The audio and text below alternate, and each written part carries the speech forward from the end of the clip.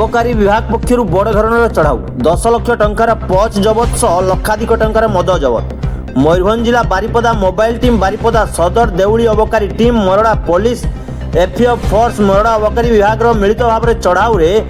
भात छतरा साईसरी सहित ओडिशा पड़ोशी पश्चिमबंग बॉर्डर अंचल में बड़ धरण चढ़ाऊ कर मद माफिया माने निछाटिया जंगल भितर बेआईन देशी मद प्रस्तुत कर खबर अबकारी विभाग कौन सूत्र पाइबा पर आज से चढ़ाऊ करथिला। चढ़ाऊ करने को जाइथिबा अबकारी विभाग को देखि मद माफिया माने घटनास्थल फेरार हो जाइथिले। उक्त चढ़ाऊ 10 लाख टंकार मूल्यर पच जबत कर बेले 3 लाख टंकार देशी मद जबत कर जबत पर समस्त पच और देशी मद को नष्ट कर दिपरी मद पर व्यवहृत होता बड़ बड़ ड्राम छोट प्लास्टिक जार को मध्य जबत कर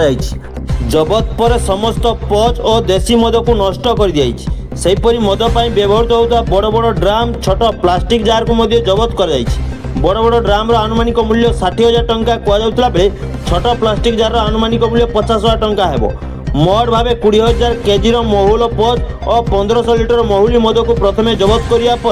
समस्त मद और पच को नष्ट कर दिया बोली सूचना देइछथि। Baripada mobile team inspector A H Jagannath Rao तेबे उक्त चढ़ाऊ मर्डर अबकारी अधिकारी Deepak Raut Marada police sub inspector Nibedita Nayak Minaketan Pradhan प्रमुख सामिल थिले।